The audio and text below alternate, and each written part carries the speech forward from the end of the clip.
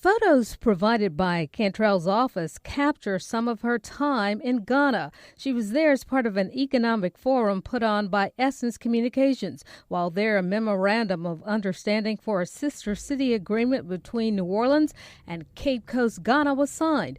And Cantrell sees coconuts as part of new economic opportunities. Particularly with Zulu, I just see another opportunity as it relates to coconuts, city of New Orleans, also creating an economic driver relative to, coconuts, the coconut water.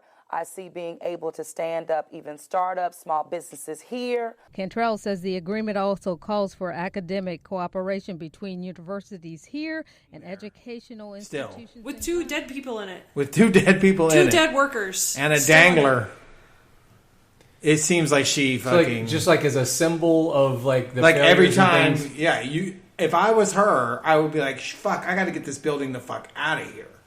And she's just like, I don't know. I talked to the company. They said they were going to clean it up. And no one's facing a single consequence for it.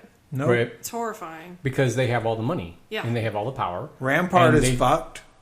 All the businesses on Rampart are fucked. That streetcar is like never going to come back. Even their own shit. They just built it. Their own shit is fucked. The own shit that those developer motherfuckers were trying to do, their own shit is fucked.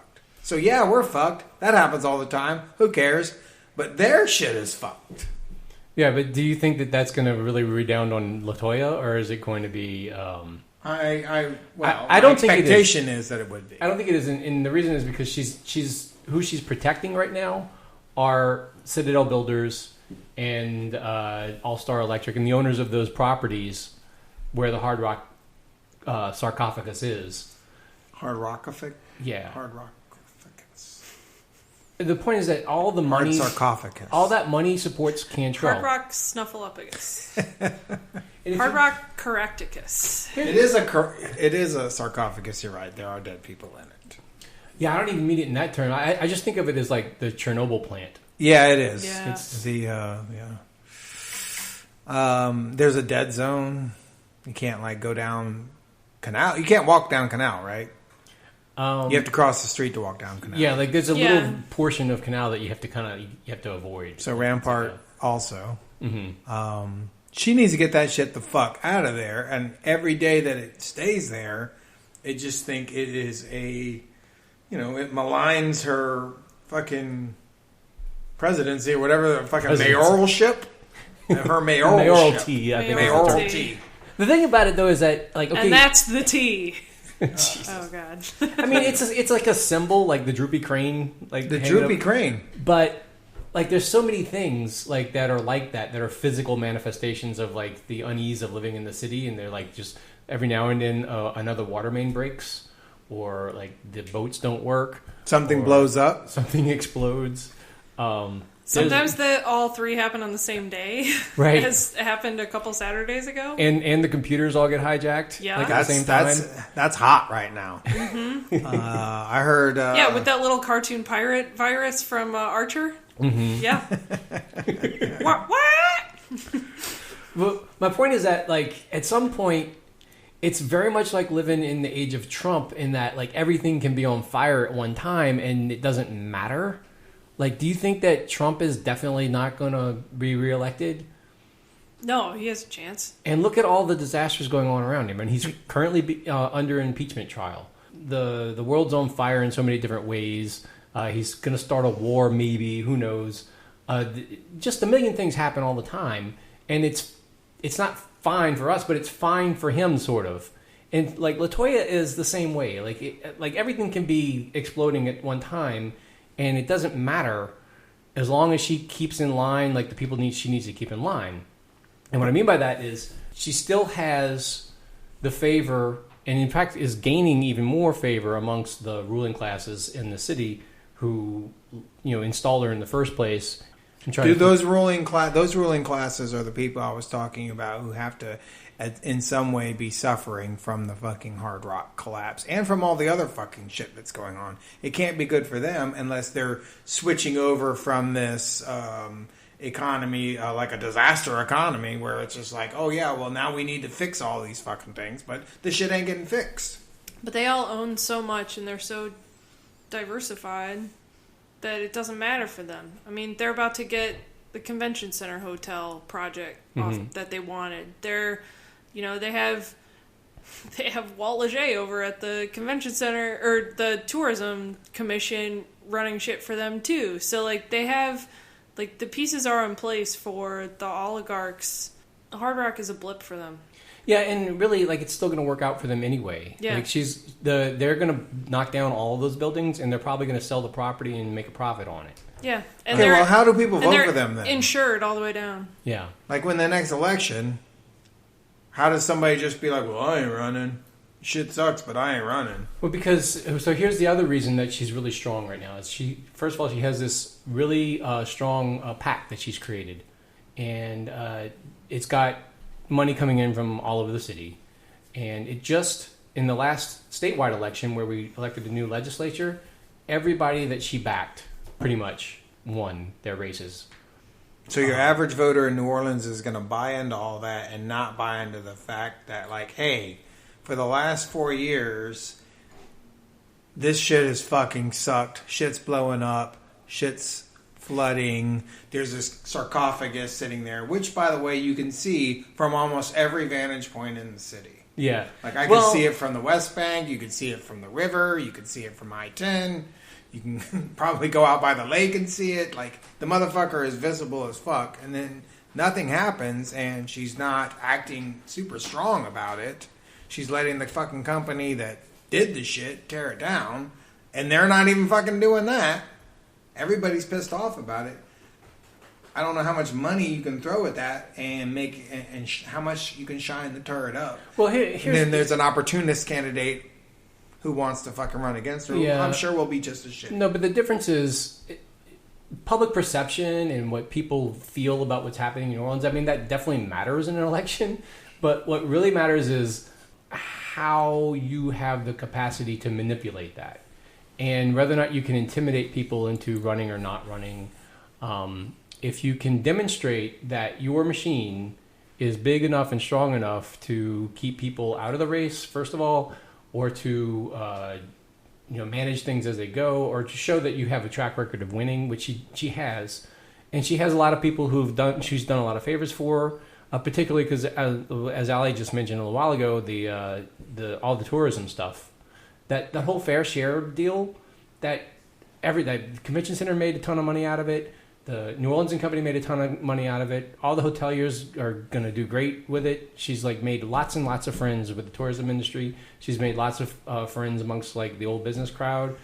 So I don't know. I think it's going to be hard to run. I don't think anybody's going to run against her who has the chance of beating her. I don't know. If some motherfucker like me is thinking about it, then some higher up motherfucker has got to be thinking about making a fucking run at her, because I just think she's far more vulnerable than Mitch was or Nagin was going into their re-election, which that's not even going to happen for a while, huh?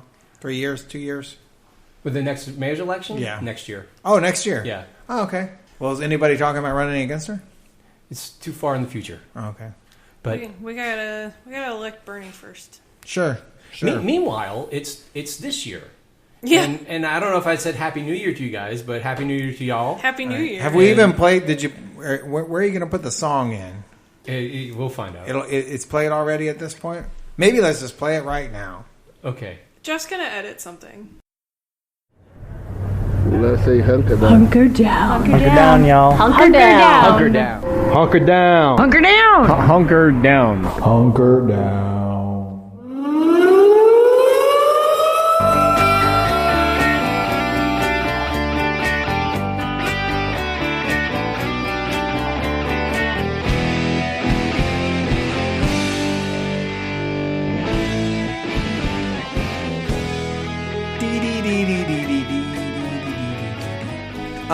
Happy New Year to the Hunker Downcast listeners. Okay, let's just say hypothetically, one of us has to be one of these three people, and there's no saying I don't want to be any of them.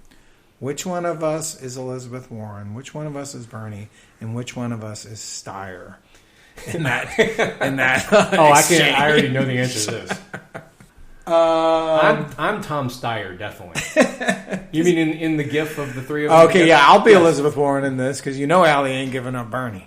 No, I was going to say I'm probably Elizabeth Warren because I can be like short-sighted and defensive. And be like, and then I could be like, I don't want to talk about this now. It's not now, not now. Yeah, just to be clear, we're assigning these roles according to just the energy that those people were bringing in that moment. In that moment. It doesn't have anything really to do great. with their political platform or where they're from. No. No, I'm not Warren just because she's the only lady in that circumstance. I think it is because she was like very defensive and like Can barely hide how pissed she is at the moment. Yeah, that's an energy that I think I bring to this show. Absolutely. And Lance can be very blunt, and I'm not going to fucking talk about this. I am. I'm the most civil. I won't like fuck with no shit right there in front of God and everybody. No, let's talk. Let's fight inside. Come on. Meanwhile, I'm clearly, hi, what time is softball tryouts? You're like, hey guys. And I'd be like, yeah. Oh, yeah. I just wanted to say hi. Okay, Jeff. Yeah, okay, Jeff. Okay, Jeff. Motherfucker. Did you just lie about me on the Hunker Downcast? I saw it happening too, and I was like, oh, there was something there. I'm not going to rush online and tweet about it because that's petty as fuck, but something did happen there. And then when it blew up, I was like, yay, someone else is being petty. Now I can go talk about what I saw. And shit. Yeah, I listened to that debate. I didn't watch it. I had to go back later and find the GIFs in the video. I had spent most of the day offline, and I got home, and I realized I looked at Twitter, and everyone was freaking out, and I was like, you know what? I'm just going to stay offline. Because I was too tired to like learn about why everyone was freaking out, and I was like, I don't want to watch the debate. I'm going to watch Vanderpump Rules, and then I'm going to go to bed. There you go. And that's what I did. Fucking right, compartmentalizing. Yeah. You know, you put in your fight when you can, and then when you're not, you need your little, self-care and shit like that. Go ahead, Allie. She did a better job than I did because I dove directly into it, and I was in no condition. Oh, yeah, No. I was fucking ripped to shit. Oh, you were drunk as fuck? Well, no. No, he was hungover. On Monday night, I was drunk as fuck. So you were having like I kind didn't of... realize you were that drunk. I didn't realize it either until the next day. That's the crazy... So, I don't know if You had hangover depression, and then you watched the debate. That's what happened. Oh, man. Yeah, that's a... Chemically, that's bad. Monday night, we were watching the LSU game. I don't know if you... Did you see the LSU game? I saw it. I was doing errands and chores, and it was on. They won. I did see that part. I did see that part, yeah. Pretty good. They won the national championship. Right, and then they go on to the world championship after that. Yeah, and then the universe. And of all time. I think they just awarded them all. From what I've read, they're just awarding them all. Yeah, because what happens then is, like, so after you win the national championship, the next level that you go to is, like, in its argument. Oh, okay. After that, it's like, where do you sit amongst the champions? Yes. And that is all decided in the cerebral zone. And how well you can write. Or actually, what I've noticed is how many times you can proclaim the greatness. That's right. And how many people will join you in proclaiming the greatness. And then how long over time, how long do you maintain the density of that? Because this one's got legs. You think so? Oh, yeah. That's the one thing I was dreading the most is just all the birthday cakes I was going to see with it on it and the commemorative magazines. And I was driving over the bridge and saw new billboards where Kane's and then just, it's never going to end. I love that the next day. I can't wait to get that merch, man. I'm so psyched. I'm going to wear it every time I see you. You can get Joe Burrow smoking a cigar merch. On a t-shirt, yeah. Well, don't worry. Trust me. This motherfucker is about to Johnny Football the fuck out of his pro career. And when that happens, then some turtle shine through. I'm happy to have you on record with that prediction. Yeah, I'm glad. And we are recording this, right? We are, yeah. And the input is on the microphones? As far as I can tell. Okay. Chewbacca will be dead in 10 years. And I think this... Oh, wait, but 10 years starting when? When did the clock start? I think I said that on like it? 2 years ago. Okay, so we got 8 years. We got 8 years to kill They're Chewbacca's. already kicked off to past Crew de Vue. So that is trending in Varg's direction. Yeah. Okay. And I think I ended up saying, I think I might have said, we'll have to go back and look at this, that the Kaepernick debate was going to end up being all about Kaepernick. Yeah, we'll have to check. We had a discussion. I was like, it's going to end up just being about Kaepernick. I believe that Kaepernick clip actually exists as a clip on the show's newly born YouTube channel somewhere. Oh. So you can probably go find that. Jeff's really pushing the fucking YouTube channel. Well, it's currently our only web presence. So Let's just move everything to the fucking... We're going to be... Unclear how we're going to get this episode out to the people. We may have to start a SoundCloud. clearly on the YouTube channel. That Jeff is... he's got a life of his own with this fucking thing. You put all 59 episodes on. Almost all of the episodes are up there now. And then some of the other crap that we've created over the years is up there. Or at least linked to it. And we're YouTubers now, basically. So the upload speed... That's not a good thing.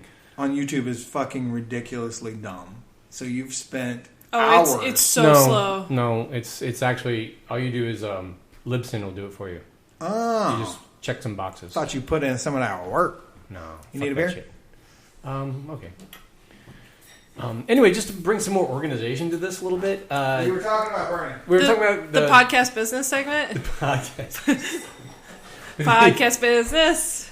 I'm sorry. Ripping off Shutdown. It's just so good. It's very funny. And because we haven't recorded in so long, I don't have any original bits for us to do, you know? Yeah. All I have is like other podcasts that I've listened to. Yeah. We are recording from a new location. We've never recorded here before. Yeah, we should acknowledge that. We should acknowledge several things. First of all, we already said Happy New Year. We're in the 2020 hundreds now. We're in the roaring 20s. And we are now. This is our latest. The last decade. The final decade. Maybe the last year. No, I don't know about that. We're going to drag on like the road for a little while. We're going to push buggies around and scavenge and eat dogs and stuff for a little while. Probably a long time. It's the dog eating 20. Stop. No. Attack. No. We're going to attack the Costco's and try and hole up in them because they're safe. But that'll go on for years and years. We slipped into an apocalypse conversation, right? Which we probably should have done my 2020 predictions because you have got some creative ones going on. My hoarder, my prepper mind clicked in. You took a dark turn. Well, I mean, he said the last decade, and I'm like, you know. I meant more like think about the apocalypse. The last decade, like culturally, in like an end of history kind of sense, you know? I thought everything is collapsing so fast. That was the 90s. We've already lived through it. I don't know. I kind of feel like the last 2 decades, and I don't want to get too much into this because I think 1,000 people have already talked about how the aughts and the tens aren't real decades, and people like don't really know how to identify them. Totally. And I think that you also feel that culturally because it's like that felt like an end of history for a lot of reasons. One of them being just the nomenclature, but also like the advent of internet like makes all of previous culture available to everyone at the same time.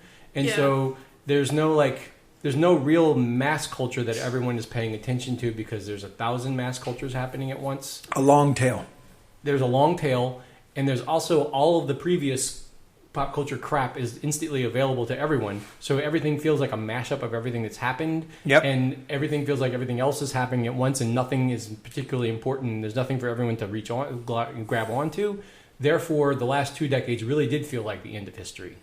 However, now that we're in the 20s... Now we got an identity. Now we have to make some shit up. Well, we have to actually end the old decade. And I don't think... And I like the long decade thing, except that I think that the 90s didn't really end until 9/11. And I think that between 9/11 and the recession in 2008 was like 1 decade, and then since 2008 it has felt like one continuous decade. Yeah. So I think we have to end this epoch, and we can do it by electing Bernie and ushering in a new era of American socialism. Well, I was going to say just like stop boil orders. Like that's how you'll know the last decade is over with when there's no more boil orders. I think this decade's going to go on a while. Because we're just boiling everything all the time? No, just... The end of potable water. The 10s were the boil order decade. Like that's just... I think potable water could be definitely over. It might be. I mean, the water bottle thing, when they started selling us the water bottle thing, that's when potable water was over. When you couldn't even have fucking water fountains and shit anymore, and everyone was just convinced of the shit coming out of your tap for good reason. was a piece of shit, and but for a bad reason, that the shit in the bottle was somehow preferable and better. Mm-hmm. Yeah, so, yeah, potable water's already gone. Decades are already gone. It all happened. Yeah, 9/11 was about when everything kind of went to shit. Yeah, I believe actually bottled water as a product was invented in like the late 90s. So that about matches up. It's bullshit. Yeah. Oh, horseshit. Yeah. So Bernie and them was at the debate before we got off on this. Yeah. And we were gonna acknowledge some other things. Oh yeah, I'm sorry. New year. New studio. New Irish doghouse. Yep, we're in Chili Gentilly. High atop the terrace. We're in the terrace. We can say that. Yeah. On the ridge. Close to it. The Gentilly Terrace, which is basically the section 617 of the city of New Orleans. Oh. Mm-hmm. R.I.P. Feels good. Feels good to be here. I'm never moving again, and I'm going to die in this house. It's basically Allie bought a house, is what we're trying to say. Yeah. And it's a gorgeous house. The floors are beautiful. It's got a blue roof on the porch, so the wasps don't make their nests out there. Is that a wasp thing? Mm-hmm. It's a wasp or a mosquito thing. But yeah, it's one of those. They think it's open sky and not a covering. I thought it was just like a tradition. It doesn't fucking work. Works about as well as fucking pennies and sandwich bags. Yeah, that doesn't work either. It doesn't work. The Mythbusters should investigate that. There were mosquitoes out there the other night, and I was like, really? Also, it's 80 degrees in January, so, That's the end of That's the end of all times, too.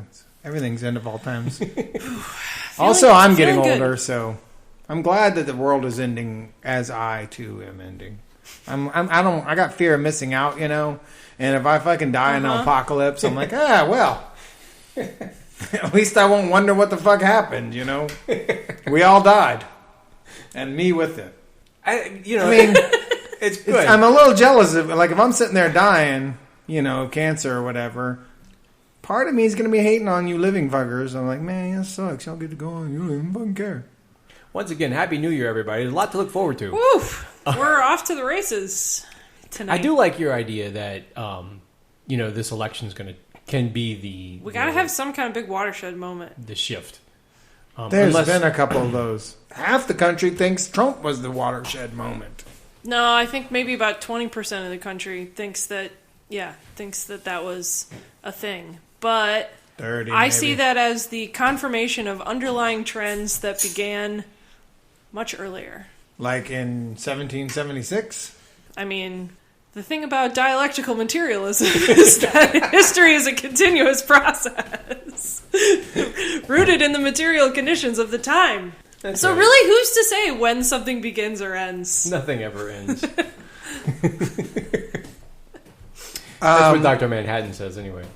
Your boy Bernie there's a conspiracy theory, or perhaps just a theory, that everyone's out to get him.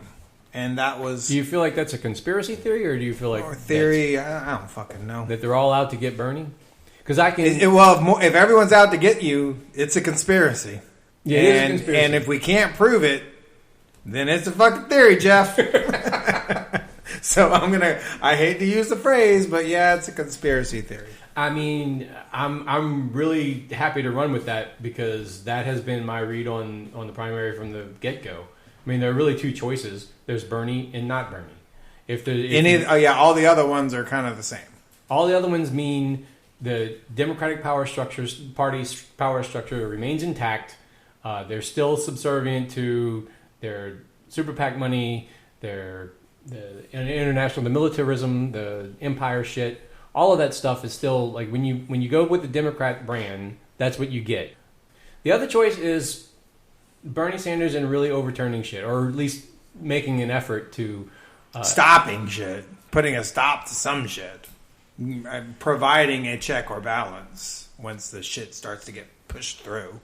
And using the presidency to foment mass politics and mass organization of people, using the administrative powers of the executive to do things like support labor organizing and media regulation and antitrust and all all sorts of kinds of like important checks on corporate power that Right. he could do And get back without Congress. in the business of like providing actual things for people like healthcare and education and stuff that. Yeah, he can cancel student debt on day one, like with an executive order.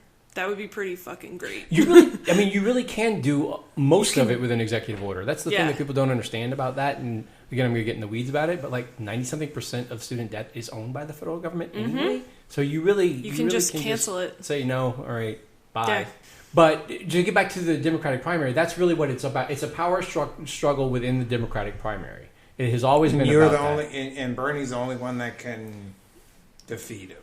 Yeah, I mean, you'll get no argument out of me that the party does suck at this point.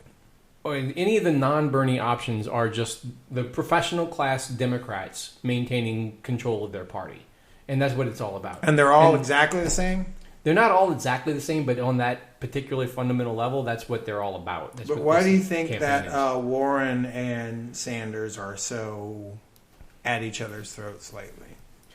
Why have those two singled each other out? Why did she launch an attack against him this particular week? Warren is in a fight with Pete Buttigieg to see who comes out on top in Iowa amongst a certain cohort of Democratic voters. There's like these yuppie, wanting to feel progressive, liberal-ish type Democrats who don't like Bernie, but they definitely want to feel good about themselves. That's the pool of voters. So they want to get some curbside recycling or something. They just want to do a gesture where they can participate in this shitty system, but don't have to feel the blame. And Warren and Pete kind of share that they're fighting for those votes. Like you can look in the polls, anytime that he's up, she's down.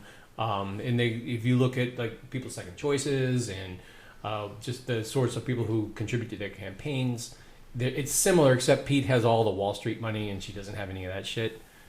But they still are, voter-wise, they're pulling from the same pile. So they're fighting with one another.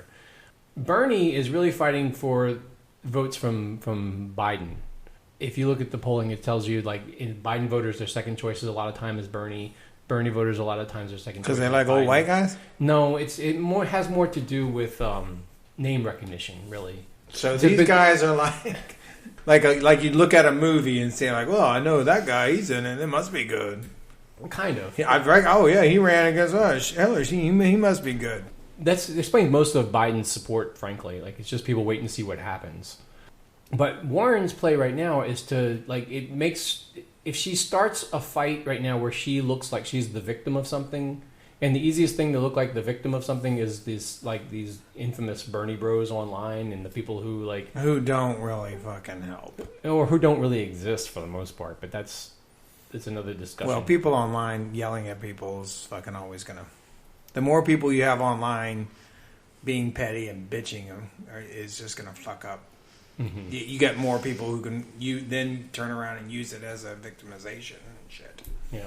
But that's you're not helping your candidate out in any way or any cause. But it's playing out entirely online, and I think it's important to remember that most people are not on Twitter following along with every little bit of the discourse. They are, but what they are getting is the tertiary report of what all that is about. Yeah, the cable news that comes around and says tweets today, and then let's pull 10 tweets out and say da da da da da da da da. That's right. You know, that's sometimes, but I mean, every once in a while, I watch local news, and there is fuck all about any of this stuff on local news. Local news is like, and I think that's still where like there are MSNBC people where it's just like, Russia, like all in your veins all the time. Then there's Fox, which is like delusional white people talking directly to the president, and there's CNN, which is full of shit. But I think most people are watching still local news, and I don't think I think a lot of people do. I like local news. It's the good shit. I mean, it's good, and it's like, how the fuck is this a story? Are you talking about just the local news broadcast, like on Channel 4 or whatever? Yeah. I mean, isn't it like it's about 30% sports and then 20% like weather, and then the rest crime, right? Like that's all you see. Yeah, it's crime, or it's sometimes a little bit more than that. Sometimes, like the other day, we turned it on, and they were reporting on a project that I worked on in like 2013. They were like, "This is a new project." I'm like, "No, it's about to be built." But the micro parks. No, it's a different one. But water diversion. I may have even seen that one. Good job, Allie. But like, it's just the convent, isn't it? It's the But it's I don't know. I had a point. You're talking about what people watch on local news. Yeah, I think that most people learn things. Oh, are you checking to see if I'm Allie's fading? going to fade in 45 minutes. 10:30 should. And we don't know if that's the beginning of the fade or full fade. We're doing a late night recording. It's late for me, and it's like just the very beginning of the evening for Varg. That may have been a fade, the first sign of a fade. Here's what I'm saying. I think the Bernie campaign can outlast the bullshit because they have the strongest relational organizing and distributed organizing campaign of anybody that's ever been built.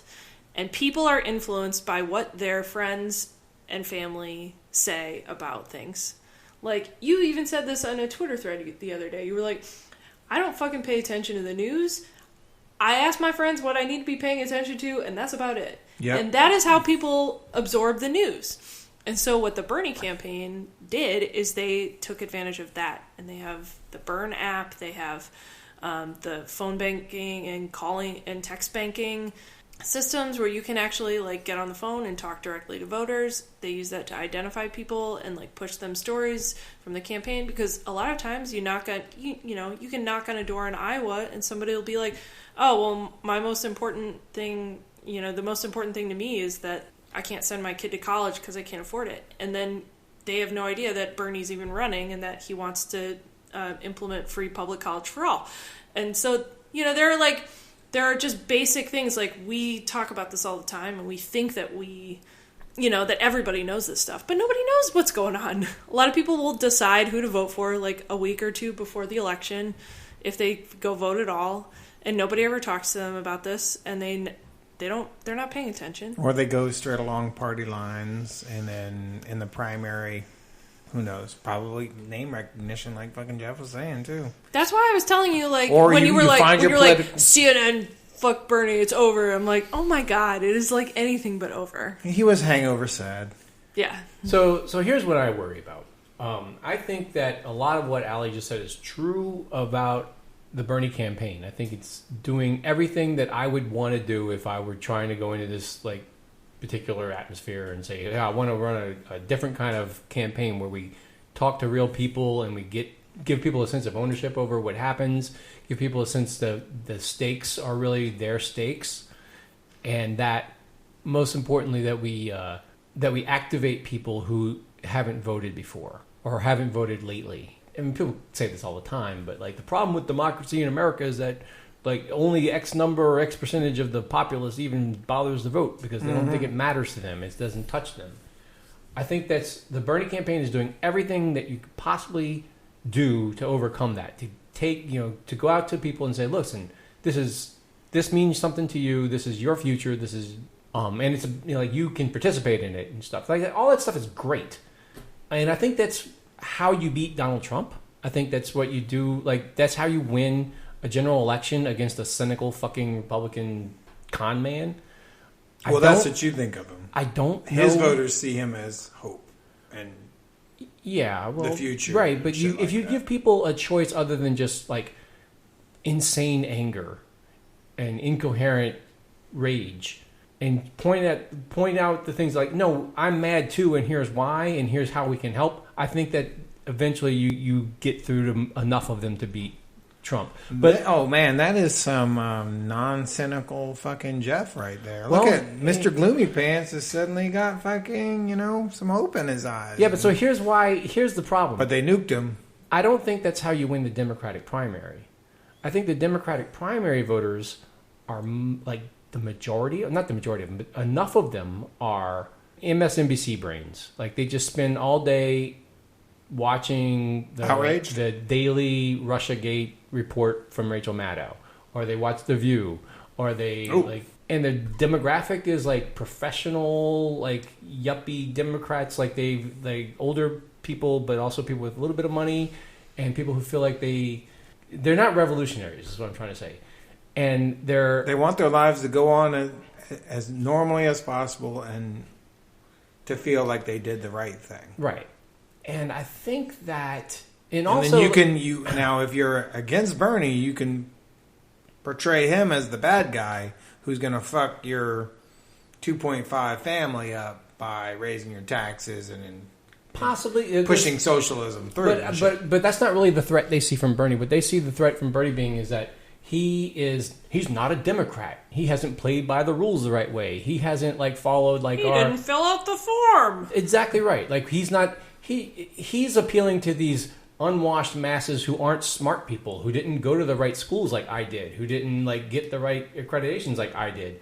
The other part of this is that the hardcore Democrats are really fed into the party structure, the candidates that they know and the people who've earned their keep by playing the inside the rules and shit like that. And all of the party infrastructure is aligned against Bernie, and all the Democratic voters are responsive to what Cedric Richmond tells them is the right candidate, and Cedric Richmond is the co-chair of the Biden campaign. So I don't know. I think it's hard to win the Democratic primary being what Bernie is. You have to blow up the entire fucking thing. But Trump did that. In the Republican primary, you can do that. I don't think you can do that in the Democratic primary. Or at least if you could, they're doing everything they can to stop him. And specifically what they're doing to stop him is they've thrown out 87 different flavors of Democrat to sop up the mushy-minded people who, I don't know if I need to get on board with mushy-minded. I don't know if I'm ready to get on board with Bernie. Maybe there's something else here I can find. That's Elizabeth Warren, I think. She's one of them, but it's Pete, it's Klobuchar, it was the other ones who dropped out. It was Kamala, it was Booker, Cory Booker. But they come and they go. But the firewall is Liz, because what the problem with her is that she's the one who's considered the left one, and every Democrat who again is a yuppie is I'm good enough. I hate these commies over here. I don't want to give my party over to them, but I want to be a good person.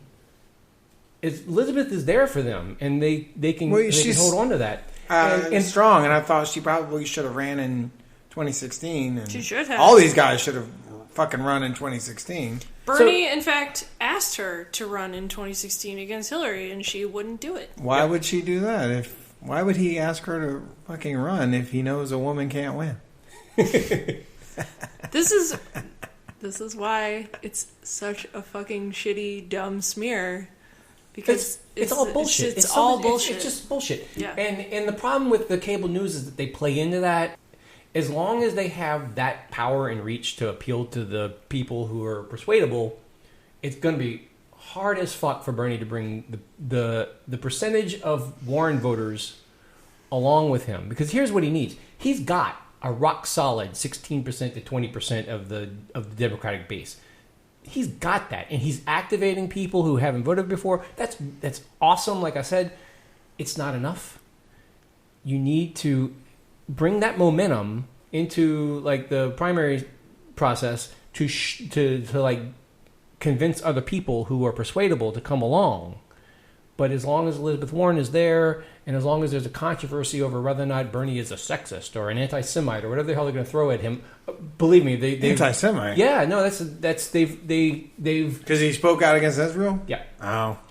Or a racist because whatever he said wrong or whatever. But so yeah, that's that virtue signaling shit. It's fucking so bullshit. As long as that narrative exists and there is an acceptable left yuppie candidate available, they're denying Bernie the votes he needs to get over the top. Okay, so if I could ask y'all both, do you think that Bernie is going to keep every vote that he got in 2016, or were some of those votes anti-Hillary votes, and the only reason why he got them was because nobody fucking else was running? Well, that's the problem. That's what I'm getting at. With Hillary, it was right. Hillary versus not Hillary, and they're a whole fuck a lot of people were not Hillary. And this time around, with this supercharged Bernie campaign, if it were just Bernie versus one candidate, if it was Bernie versus Biden, he'd smoke him. If it was Bernie versus any one of these motherfuckers, it would be over with. But it's Bernie versus a whole So it's like spectrum. a runoff type thing where he might not make the runoff. It's not really like that. It's just more like he won't have enough delegates to dominate it in the first round at the convention. And then once you get past the first vote at the convention, then the superdelegates can vote. And the superdelegates... Oh, well, that would be a fucking mess. Yeah. Or it might be a fucking mess. Mm-hmm. So... Because, no, I mean, I'll fucking go to the streets if that shit fucking happens. A lot of people I don't go to the streets. If we could get you in the streets, Yeah, I don't fucking Man. go to the streets. Isn't that interesting? If that shit fucking happens, I will go to the fucking. So, but I'll that's- drive to Baton Rouge. That's great because that is actually a gauge for me about how fed up people are, because they really are. Yeah, I I mean, and no people way. do feel like this is the end of the. It'll road. be like 1968, man. And load up, gas up the truck. We're about to go bust some shit up because fuck them. Anyway, I don't mean Super to. delegate, man. I'm triggered even just thinking about that shit. I want to be clear though. I don't want to discourage anybody. I'm just telling you my read on it. I'm telling you the things that I worry about. My reaction to that is not get discouraged or don't try or anything. I mean, get out there and fucking do something. Like knock on a door or call somebody or do whatever it is that you do, because what else is there? It's the world's on fire. There's nothing. There's no other choice. Well, So one of the good things about the next election is that even because Bernie had anti-Hillary votes, you have to think that in the general, Trump had some anti-Hillary votes. And I can't see definitely how that guy has gained any voters. And he has to have lost some. Yeah, and he barely won. I think that's right. I think that I could see most of the Democrats beating Trump. I mean, yeah. I don't. I mean, But then we saw that before too. Yeah, I mean, I think it'll be harder, or it will be significantly less meaningful if any of them besides Bernie wins.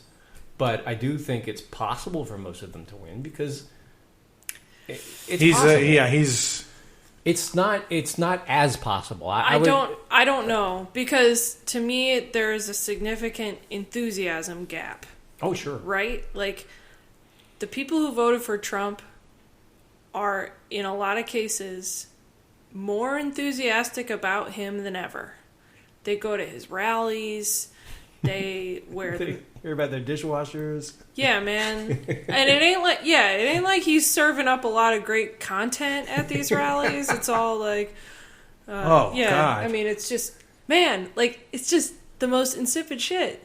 But I think the other Democrats think that this is going to be like a normal general election where you do a couple debates and then you go to California or whatever and you rally the people and then you're good. Okay. Mm-hmm. No. Trump is probably not even going to do a debate.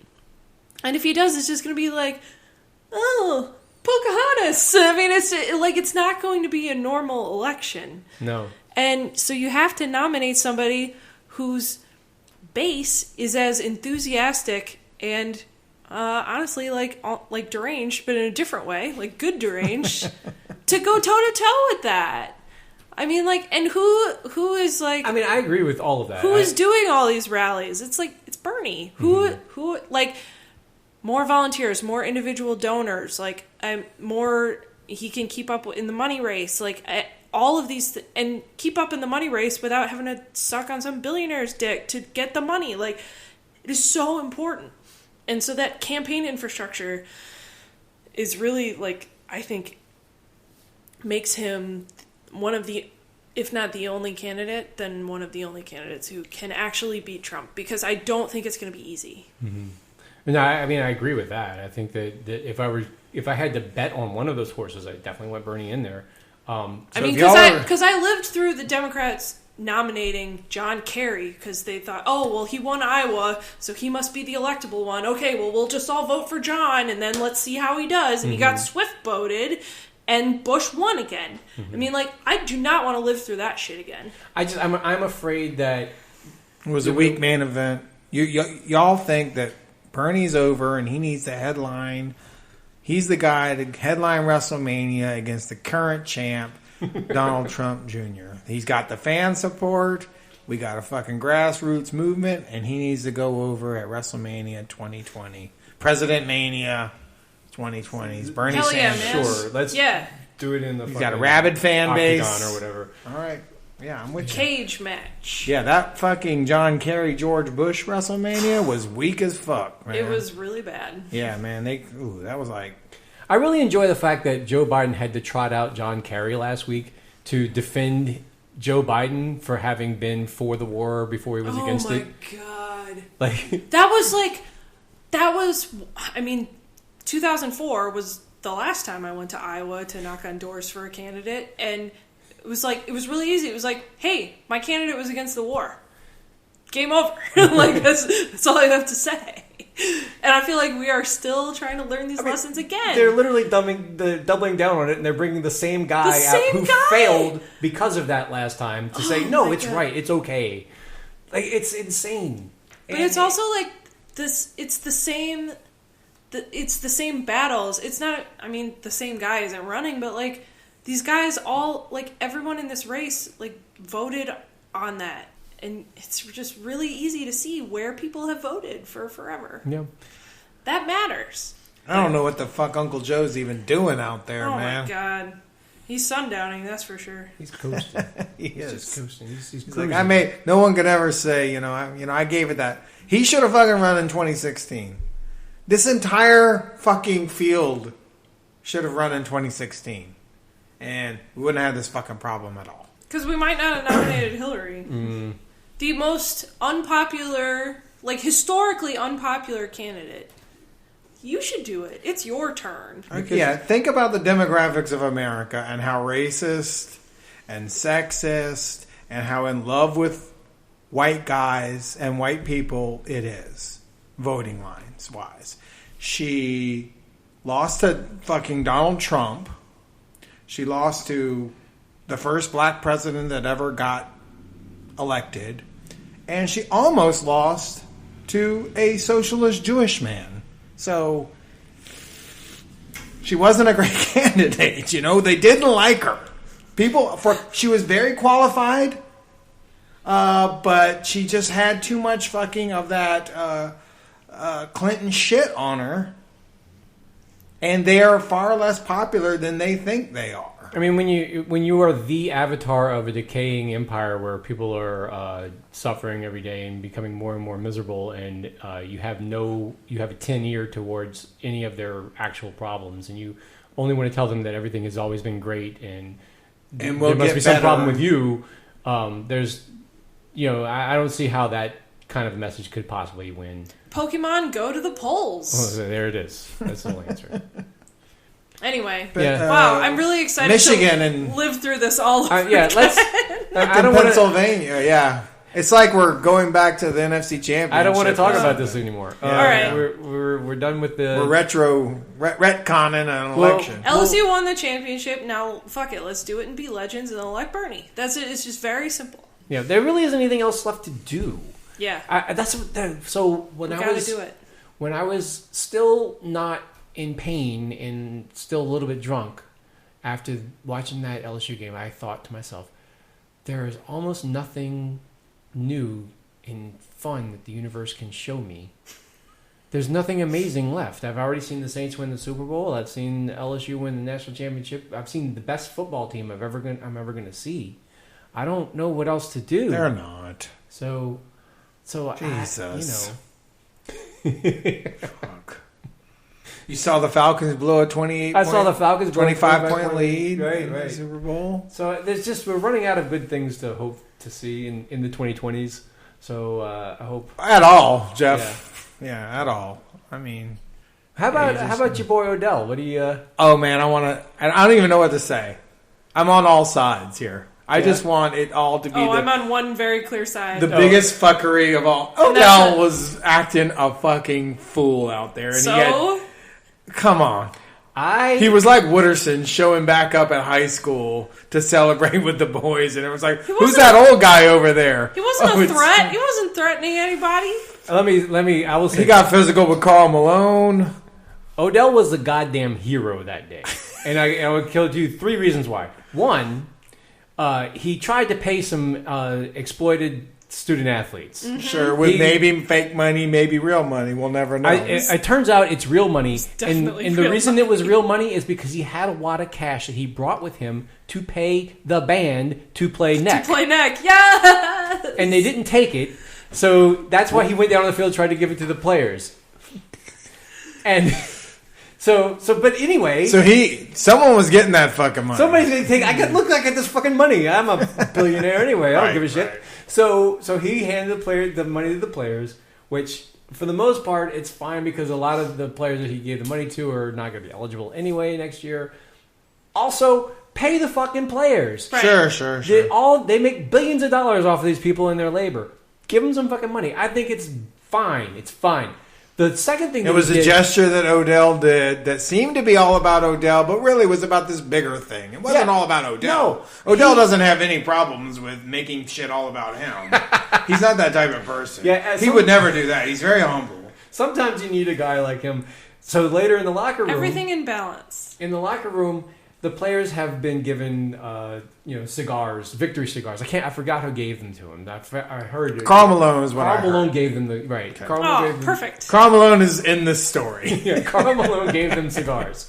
So they're in the Superdome and they're in the locker room and they're all smoking the cigars. Meanwhile, the Superdome mall cops come in. Sure. And start fucking with these players who just won the fucking national championship. Bad idea. Oh, come on, you got to put that cigarette out or you're going Horrible to jail. idea. Odell comes up behind the cop and slaps him on the butt. Terrible idea. Again, he's taking one for the team. Terrible idea. He put himself out there. Shouldn't have done it, Odell. He's putting himself between the team and the cop. Exactly. Is that what was happening? It looked to me like he was probably tripping on some pretty high-grade Molly and was living fully impulsively, probably based on some pre-forming CTE and whatever fucking booze or drugs he was on, and a hugely fucking fueled, egocentricism. And then he slaps this cop is being that cop needed to stay the fuck out of that locker room. That cop had no business being there. It fucking sucks. As soon as I saw him, I was like, Jesus Christ, man, somebody get this fucking guy out of there. Odell goes up, and instead of just going hey, man, get the fuck out of here with that, does the fucking worst possible thing he could possibly fucking do. He was the cop was I was going to arrest him afterwards. I was going to maybe punch him. I was like, those two, well, first of all, punch him. If you feel the need to act Superdome mall cop, punch him. Because no arrest of Odell Beckham is going down in that fucking locker room. No. Man. That is going to be it. Just trust me. No, and also if that cop... Riots would ensue. If that cop had punched Odell Beckham in front of the entire team... Woo! I'm telling you, it wouldn't have been good. It would have been better than an arrest. At least a punch is a language that everybody in that locker room fucking understands. But an arrest is just oh, fuck no. Especially if it's a fucking Superdome mall cop. That cop did the best possible thing he could have done after that. Which now includes this little fucking charge that he's putting on Odell and the eventual civil lawsuit that's going to follow, and that cop's going to get fucking paid because he's going to be you embarrassed me in front of the entire fucking country, blah, blah, blah, blah. And what I wonder throughout all this is where do the Baton Rouge LSU fans, and let's just call them what they are, LSU fans. Sorry, New Orleans LSU fans, you don't count.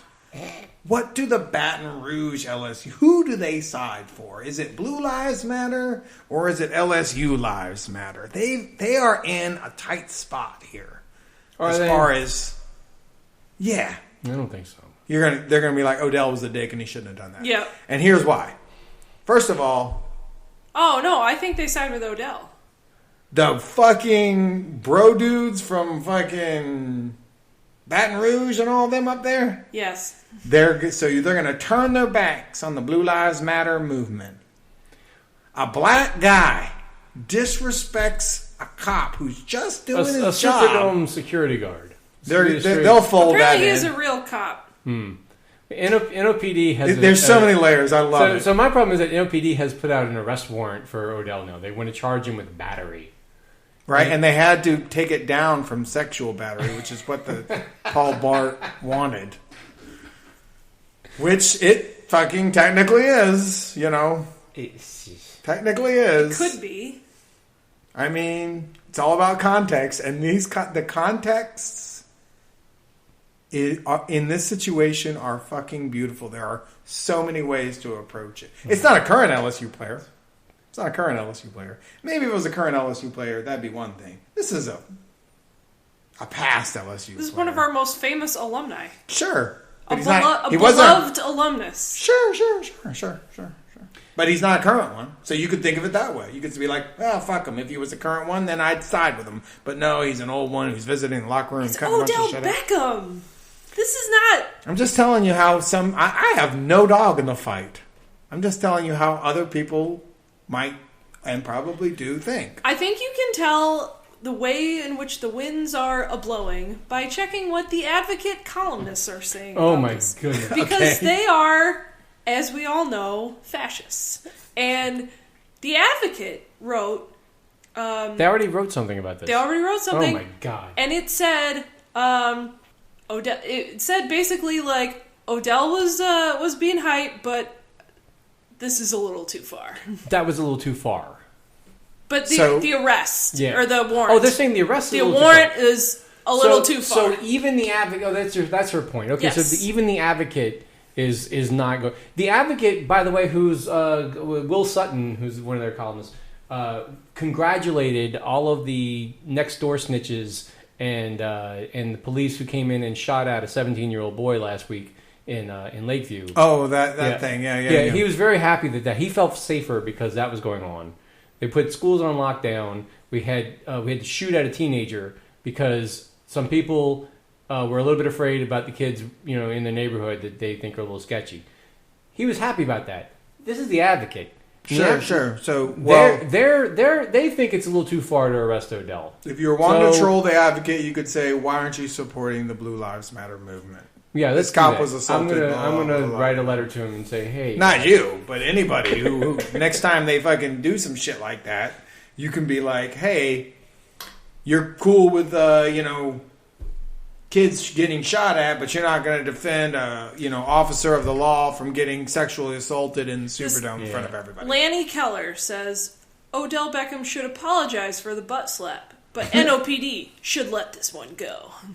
They probably will. I can't imagine.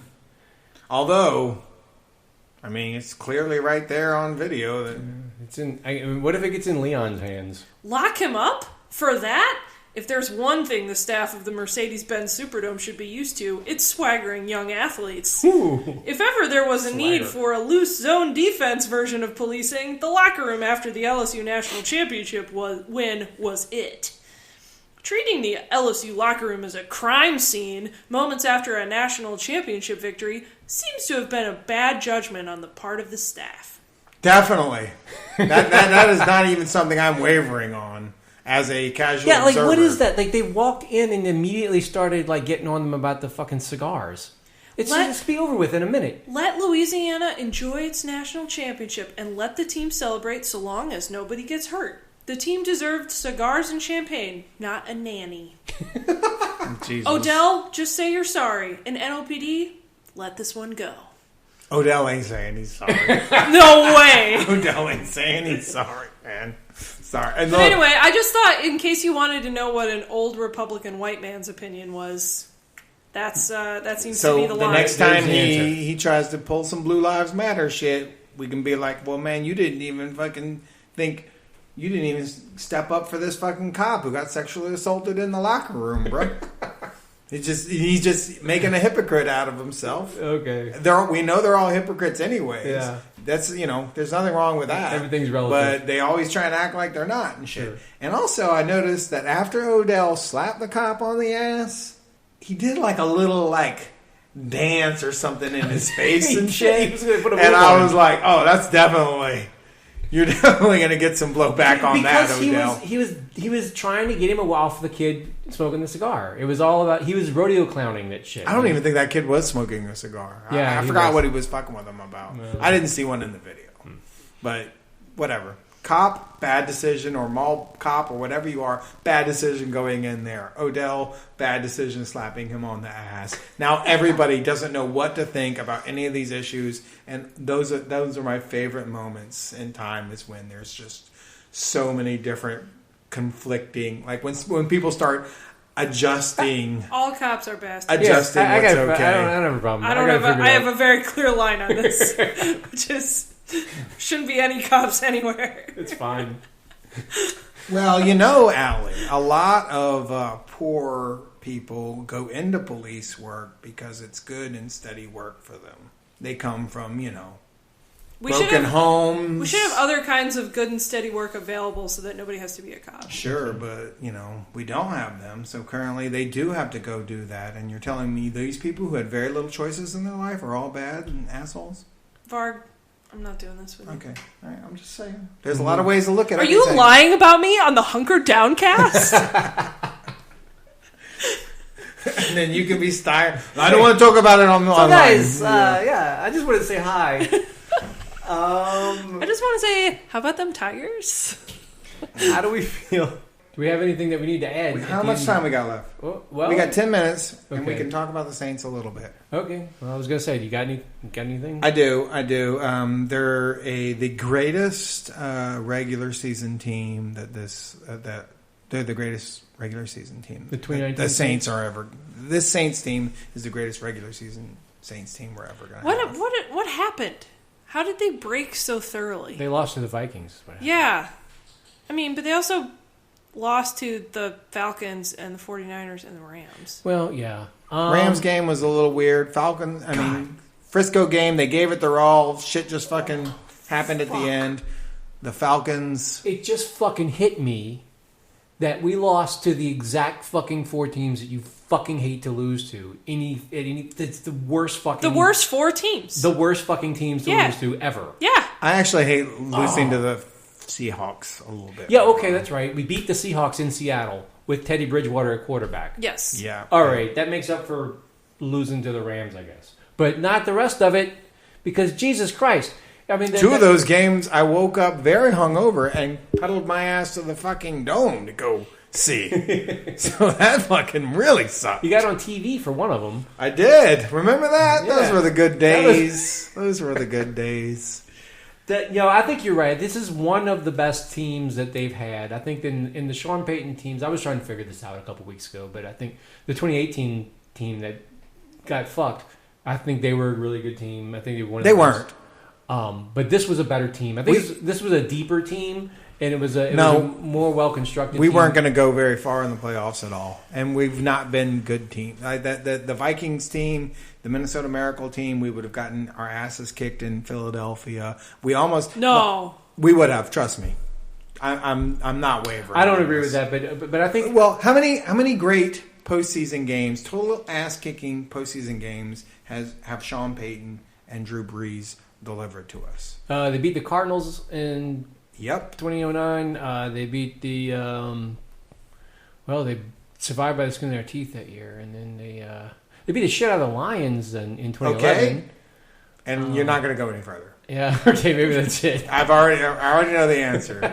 We beat the shit out of the Lions once and the Cardinals once. And we had no business even being in the Super Bowl. Do you know how many winning football games is hard? Winning playoff football games is also hard. But if you think about the four horrible events, and we all know them, all four of those events happened to the Minnesota Vikings in that NFC Championship. The Vikings we had no business winning that game. It all went right for us, and they were like, "We will take these four horrible events that happened to you, Minnesota Vikings, and to."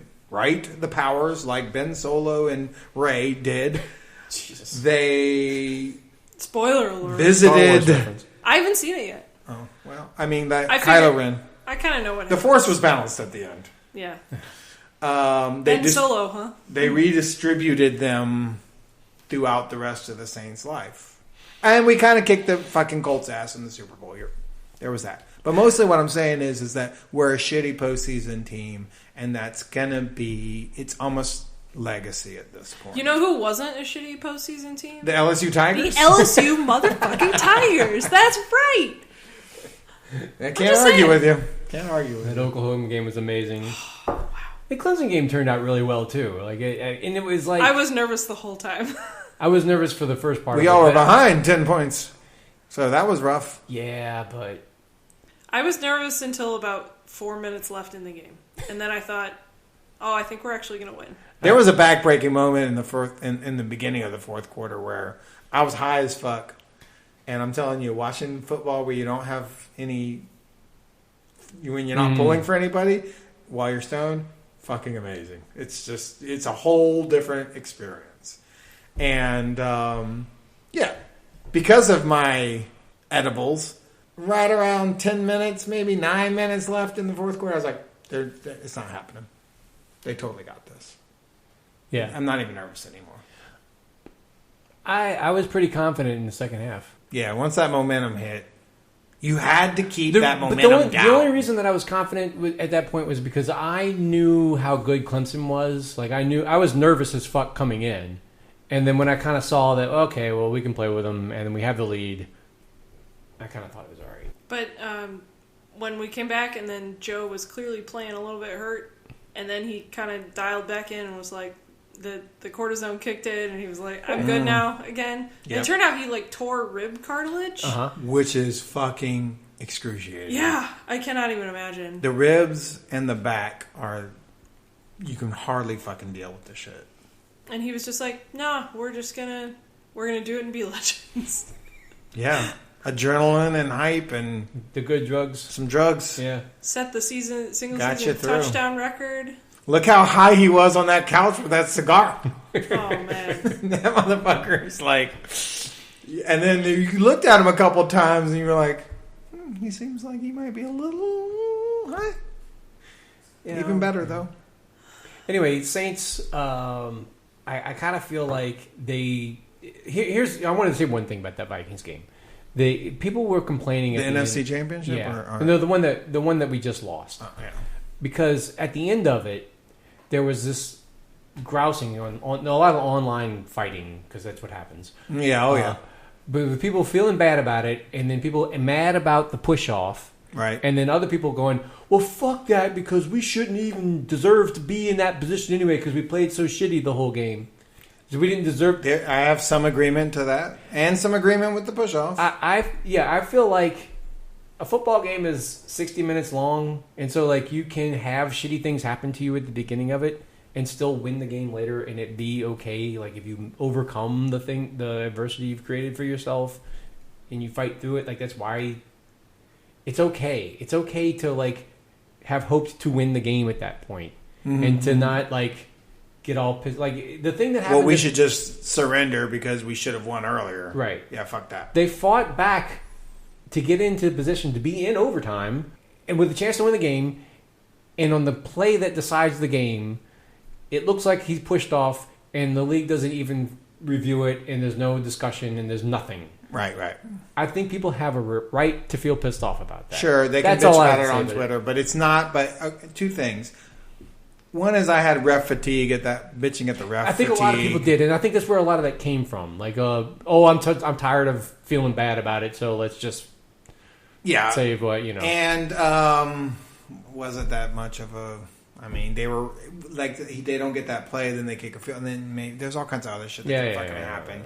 And I just didn't, like, we lost. You know, I was just like, we're not... Well, that's how we feel. That was the end of the revenge tour, and the whole kind of thing came to an end where I was just like, we're just not a postseason team. We just don't got it. Like especially after the 7-9s, and to a certain extent after Peyton came back, all those, we've played just a bunch of shitty postseason games. I mean, we almost lost to the Panthers, the Minnesota Miracle year. I mean, it was just like, all right. What do you think happens next? You think they just collapse all the way, or do you think there's a... Oh, who knows? Who knows? Drew's still got it. I don't know. He's got I think it we more. should trade up to number 1 and draft Joe. That's right. It's Ricky Williams' shit. Yes. Let's do it. Let's give them all away and just go get Joe Burrow, and then we'll be fine. But then he's going to Johnny Manziel it. And then he's going to end up he's going to have too much pressure on him. No, I think Joe has a much more stable head on his shoulders than Johnny did. That's what the good drugs are for.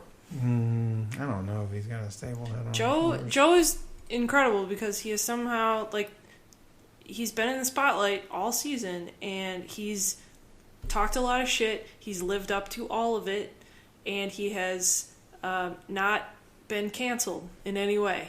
He's never... There's it's 1 year.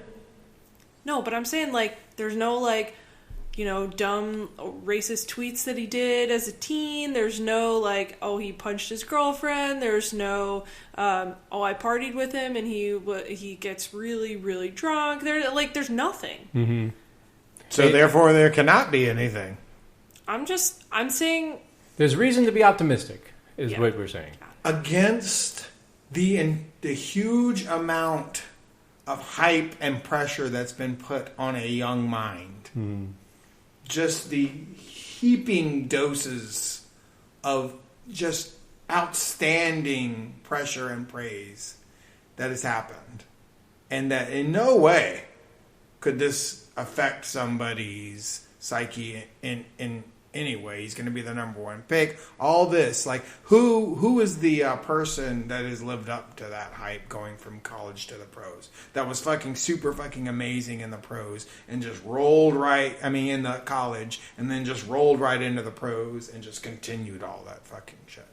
But at this level, often it the happens. greatest football team that has ever existed. Who was the previous one, and who was the quarterback of that then went on to lead the greatest football team in pro history? I don't know what you're talking about. He's saying that there's very little precedent for a great college athlete continuing to be a great pro. And there's a lot of precedent for really great college athletes being really shitty. Yeah. Sure. Not only pros, but people. But that's why the draft is a crapshoot. That's why it's, And that's why this season also feels special. Because... Joe's going to be a douchebag soon. Well, no, not necessarily. It's the last season we had where he wasn't a douchebag. I don't know. We won the title, and it was a really special, wonderful season. You're right. I'm hating on it. You are. I said I would. You did. Hey, guys, we recorded a podcast. Yeah, and we did it. Look, hold on. 4 minutes to read the job wire before Allie fades. Nice. Did anybody have anything else that they wanted to add to this thing here? No, I guess not. We got Go Pels. Do you guys have any intentions you want to set for our show for this year? Do another podcast. Okay. Yeah, we keep at it. Fix our website. Fix the website. That's a lot. I mean, I need you to do that. I'm very much looking. You're gonna have to bug me. Okay. Very much looking forward to the big Mardi Gras show this year. Oh, right. God. We'll finish with the Fat Tuesday of last year, which we never got to. Okay. We'll try and remember how that worked. I won't remember it. After we chased Allie, it was all fucking, who cares? That's right. And the Crew de Vue's not going by the gallery this year, unfortunately. So that sucks. Yep. Yeah. Oh, don't get me started on Mardi Gras. So it's all fucking weird this year. Chewbacca's is going first. Then there's, everything's different. Yeah. We'll talk about that later. We'll be fine. We'll be fine. $20 says we don't record again until March. Easy. I'm not taking it. Not taking the bet. All right. We'll try. We'll do. Yeah, another $20 says we never record again. No. All right. We'll do. I mean, we have to keep our friendship going. All right. Yeah, we'll do like one of those live things like they did with Archie Bunker and shit when we're old. So, if you want to get on this action, Tim and them, just tweet at us and take your pick. How many weeks is it going to be before the next show comes out? What's the topic going to be? How long is it? All that stuff. Anyway, I have a short one. Let's see if we can get this pulled up. All right. This is the Hunker Downcast Jive Wire, your fake music calendar for no night in particular. I don't remember what the fucking rest of it goes. There's things. To get your gig into the Jive Wire, tweet at Hunker Downcast. Okay. Yeah. And nothing else. No other method. There's no other way to do that. Mention it to us in the street. The Steamboat Queenie hosts Cali Calliope at sunset. The 70s Ski Chalet has the Lusher Lushes at 6. Hard Rock Slide at the Sinkhole at 6. Jesus. Canal sinkhole gigs are still in there? Culture Bear is at the Outdoor-Indoor window at 8. Buttering Bills has the Brain Eating Abitas at 7. Billy and the Redeemers are at the Mandeville Casino at 7. Cyberpunk Attack Rave Party is at the DXC Tax Shelter at 8. My favorite venue. The Frenchman Tourist Trap hosts Greasy Grigri at 9. Cantrell Cantina hosts the Fair Share Sham Show at 9. Cheers in Algiers has the Tinfoil Sharks at 9. Oh, shit. Can't Hold That Tiger is at Bye Bye Brady Bar at 9. Are they going to play the Bye Bye Aranda Bar then, too? Right, or Bye Bye Bobby, perhaps. OBJ's Booty Bounce Party is at the Superdome Humidor at 10. Mr. Mays hosts Beer in the Book Drop at 10. The Debutante Hall hosts the St. Bernard Brothers at 10. Betty's Pub Grub and Rub and Tug features the Happy Endings at 10. And finally, Rat Dance Party is at the Tastes Like Chicken Shack all night long. Impaler and Dangler are playing LaToya Sarcophagus at 7. And that's it to get you gigging the driver. We already said this shit. Go out there, support and enjoy. You heard that sigh? It's 10:30. That was the alley fade right there. Y'all. Right on the nose. I did tell you this would happen. Holy shit, man. Accuracy. Did you doubt me? I didn't. I just was wondering like what the logistics of it would be. Like would it start or would it actually be peak? I didn't know. Well, we would have known when she started snoring. Well, now we know it's a No, we're recorded. We're wrapping up. That's Engineer Pat. We're not supposed to hear you talk, bro. I thought y'all were done. You like Beaker. You're supposed to be like beep beep beep beep beep beep. More like a backup bar. You're like Charlie Brown's parents or something. Anyway, Go ahead, Jeff. We did it. All right. See y'all next time. Yeah, thanks for listening, everybody. Good night. Fade Mass Alley.